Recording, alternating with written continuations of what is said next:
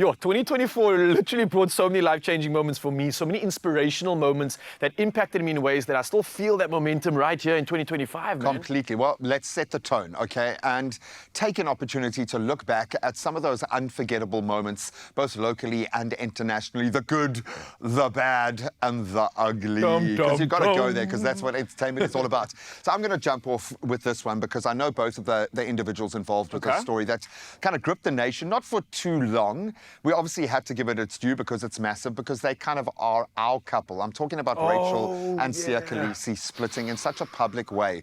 And obviously everybody jumped on board because they were the kind of power couple that represented us on the higher stage. And we love them so much because of the people that they are outside of just this media machine. Man, I wanted to forget this. I don't know why you brought this up, but it's a big moment. It really is. Can I tell you why? Yeah. The class with which they handled it. And I think to that, the way people responded to what they were asking. No one went after it. No one went after well, some looked for a bit of clickbait here and there, but ultimately, and we've spoken about divorce. We've done a deep dive on the show and know how difficult and ugly that can be for the kids, for the family, for the individuals going through this. So just imagine having that, like your darkest hour, there for everybody to see, but they handled it so beautifully. So kudos to both of them for weathering that storm, man. Yeah, I didn't even think about it, but really, as inspirational as they were when they're together, I think what they've done while going through this process and what they're going to do on their own is going to be something I think we all still look forward to. Yeah, man, I'm still sad. I'm still sad, man, but we'll be okay.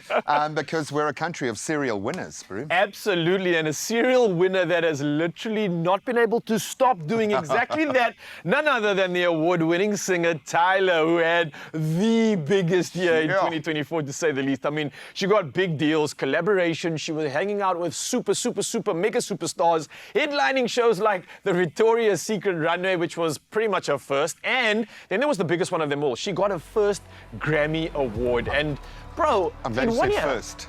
I think 100%. Now, the craziest thing for me, G-Man, is that all of this has been happening to her within like less than 5 years of being in the industry. Normally, this happens to people that have put a decade or two into it. She's come out of what people seem to think is nowhere, but we know where she comes from. She's from our home soil. We know why. But what an impact she has created in the music industry, man. Well, she gets it from every angle. Okay, she's an exquisite dancer, and she has that background, but she has been on big stages, paying her dues for a long time. She has built up the strategic network, the performers, and she doesn't forget. Clearly, she doesn't forget who's helped her along her way, where her fan base is. But I think most importantly, she understands that she represents the young girl of today. I know she's just absolutely gorgeous, and a lot of people think that that's out of touch, but when she speaks and when you see the light in her eyes and the way that she talks about South Africa, you feel like she is nothing but a South African girl. We're not going to lose her to Absolutely. I think one thing that really echoed that for me was when she took away one of those summers. She got a couple of them actually last year. But really the way that she spoke about how this is opening up the door for the talent that really exists in South Africa, she really gets it. She understands, and I think she's echoing that this is not just on her, but she's got the door open for everybody else. So come along, Mzansi, bring all the talent that we have. Yep, smash through that ceiling.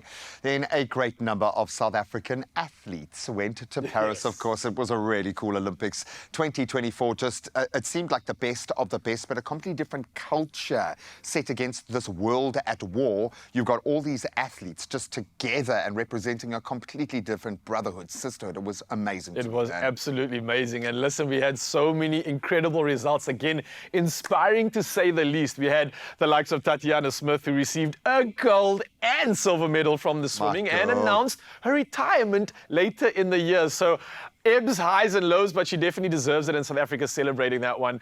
One for me that stood out, which I got so excited about, man. They were worthy of the gold. We're talking about Bayanda Walaza, Shaun Maswanganyi, Bradley Nkuna, and of course Akani Simbine, who got the silver medal in the men's 100 meters. But they put on an incredible show, showing again that brotherhood, commitment, the amount of work that goes into a moment like this, and we could do anything else, but we couldn't not be proud of him. And Akani Simbine, the way that he handled his loss when he should have won that 100 meter, was the fastest 100 meter collectively. You know, when you look at the whole field. And just his psychology, the way that he showed up for that team the day after one of what must have been a massive blow for him. Yeah. Just, I've got so Totally. much love for that guy. Likewise, Joanne van Dijk receiving a silver in the women's javelin. I don't think the athletics fraternity was ready No, they weren't. for this young lady, but she just came and showed. Made an absolute statement, and I think, again, someone that we didn't really expect too much from. We definitely thought potential podium, Yeah. but the way she looked on the day, wow, we could absolutely get behind her. We could get behind her power, and South Africa was celebrating that medal like it was a gold, because it really felt like it.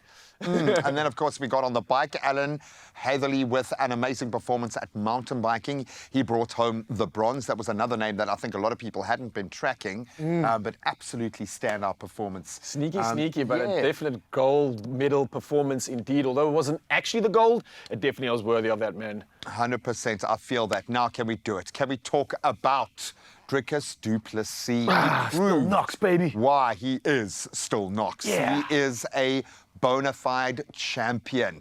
Dricus, of course, took on the Nigerian giant that is Israel Adesanya after a beautiful kind of narrative bubbling under kind of brought Sure. them together. There was a lot of heat, a lot of fire, and very contrasting styles. And I think a lot of people thought that the big punching strong man is going to be found out, and they were calling into question his technical ability. And then look what he And yes, does. he is, I think, probably pound for pound the strongest hitter in Yeah, that that's division, fair. and that's That's- coming from other fighters who have been clocked Literally. by him. But the comprehensive skill set that he has, if you look at his history and where he's gone to go and take championships and go and learn new skills and work on the grappling and work on the hungry striking, for it. he has worked so hard to become the pinnacle, the tip of the spear in this, probably, I'm going to say, the most hotly contested weight division in MMA. It's gotta be, Absolutely, Ruud. absolutely. And I cannot just look forward to what he does in 2025. It's going to be nothing but a fight representing fight our in South nation. Africa, Oh, please. man, come on. Imagine that. Hopefully it's something we can make materialize for 2025, because we definitely look forward to our fighting champion doing what he does best. Still Knox. All right, so there was one other name that stood out, initially for all the wrong reasons, but she showed her resilience. Beauty queen Sharima Adesina, who, of course, faced a lot of criticism after, you talk about clickbait, after making it to the Miss South Africa finals, as people questioned her eligibility to compete here in SA because her mother has Mozambican roots and her father being Nigerian. And there were some questions raised about a part of that process, obviously, when Yeah. they moved to the country when she was just a little girl. Yeah. And I think a lot of people living in South Africa have gone through this gateway. It's something that obviously happens here. But after withdrawing from that competition in August, after the department announced that her mother might have committed identity theft to become a South African national, she then entered a pageant in Nigeria and won Miss Universe Yeah, Nigeria. cool as Pick that. yourself back up and Eh? go again. Wow, that is just a testament to the mantra of never give up, never give in, and never ignore the passion inside of you, no matter your circumstance. And then you earn, Come you on. can smile at the world like that. Boom, just take that. Oh, I can just imagine the feeling of it's like, yeah, I'm just gonna rub it in their face now. But oh, absolutely deserved. These are beautiful highlights. We've dived into all things local news, but next we will be diving into some international news highlights. So stick around, Mzansi. There's so much good stuff to look forward to right here on your Feel Good Breakfast Show. Oh, yeah.